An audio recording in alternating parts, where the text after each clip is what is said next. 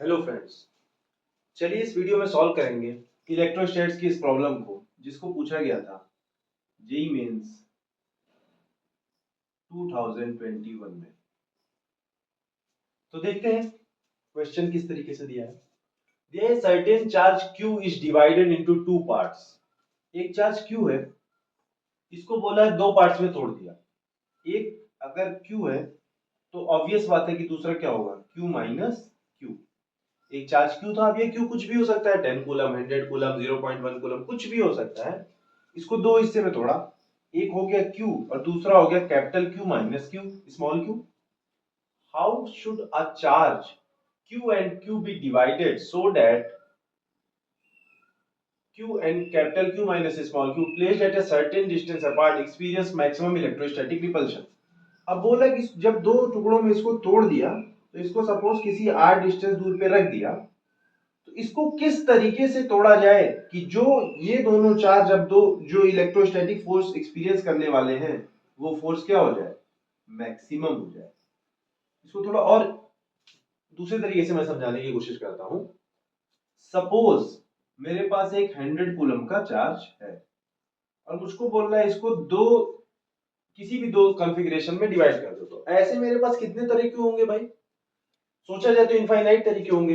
अब मैं इसको 1 कूलम कर दूं, इसको 99 कूलम कर दूं, मैं इसको 0.1 कूलम कर दूं तो दूसरा हो जाएगा 99.1 कूलम। इस टाइप से तो इनफाइनाइट कॉन्फ़िगरेशंस में मैं इसको क्या कर सकता हूं, तोड़ सकता हूं।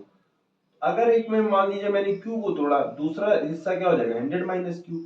तो इन दोनों टुकड़ों को अगर मैं r डिस्टेंस पे रख दूं तो ये दोनों क्या करने लगेंगे, एक इलेक्ट्रोस्टैटिक फोर्स एक्सपीरियंस करेंगे और उस फोर्स की मैक्सिमम किस तरीके से इस Q को मैं क्या रखूं कि ये जो फोर्स एक्सपीरियंस हो रही है वो क्या हो जाए, मैक्सिमम।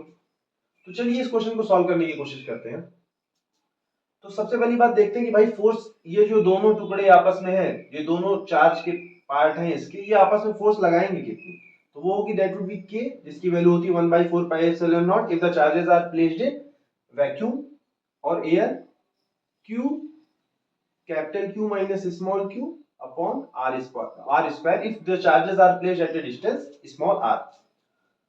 अब ये तो हो गया, ये हो गई आपस में इनकी जो लगने वाली फोर्स है। अब इस फोर्स को मैक्सिमम करना है। अच्छा, इसमें वेरिएबल क्या है भाई, r तो मैं चेंज नहीं कर रहा, कैपिटल Q तो कांस्टेंट है, k भी कांस्टेंट है। वेरी क्या कर रहा, इस Q की अलग अलग वैल्यू के लिए मुझे अलग अलग फोर्स मिलती जाएंगी, उसमें से कोई एक फोर्स होगी जो मैक्सिमम होगी। तो हमें देखना पड़ेगा भाई this F is a variable of small charge Q और हमें इसको मैक्सिमम वैल्यू देखनी है। Then we have to use the concept of maxima and minima.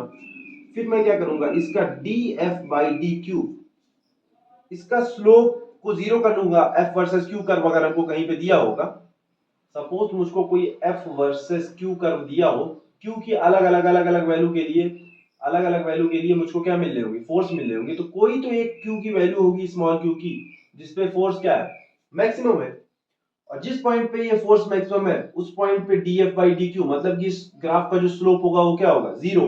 तो dF/dq को अगर मैं जीरो करता हूं तो देखिए मुझे क्या वैल्यू मिलती है, ये k r स्क्वायर तो कांस्टेंट है, बाकी q भी कांस्टेंट है और dq/dq तो आ जाएगा 1 minus q into q square का डिफरेंशिएशन हो जाएगा 2q, this should be equal to zero. अब this thing is a constant, ये तो जीरो होने से रही, इन दोनों का मल्टीप्लिकेशन अगर जीरो हो रहा है मतलब कि पक्का ये वाला टर्म क्या है, जीरो है। q minus small 2 times small q is equal to zero और q की वैल्यू क्या आ गई, कैपिटल Q बाई 2। इसका मतलब आ गया अगर इस चार्ज को दो इक्वल हिस्सों में बांटा होता तो इन जो टुकड़ों में लगने वाली फोर्स है वो क्या होती, मैक्सिमम। जैसे अगर यहाँ पे 100 कूलम था तो अगर मैं इसको 50 कूलम रखता, इसको भी 50 कूलम रखता, तो जो इन चार्जेस के बीच में फोर्स है वो मैक्सिमम होती। तो इसमें हिसाब से अगर हम देखें तो capital Q is equal to 2Q, ये हमारा हो गया option number B. Same type की प्रॉब्लम इलेक्ट्रो ग्रेविटेशन में भी पूछता है। अगर उसमें ऐसा कुछ पूछ लेता कि ये एक मास दे दिया कैपिटल M, उसको किसी दो हिस्सों में तोड़ दिया, suppose small m and capital M minus small m, such that the force between them, gravitational force between them is maximum। Same procedure करते हैं, यहाँ पे क्या लिखते थे, g small m capital M minus small m और r square, and then we would have differentiated it with respect to small m और हमारा उस केस में भी आंसर आ जाता small m equal to capital M by 2। मतलब अगर इसको मैं बराबर बराबर हिस्सों में तोड़ देता तो उनके बीच में लगने वाली ग्रेविटेशनल फोर्स होती क्या, मैक्सिमम।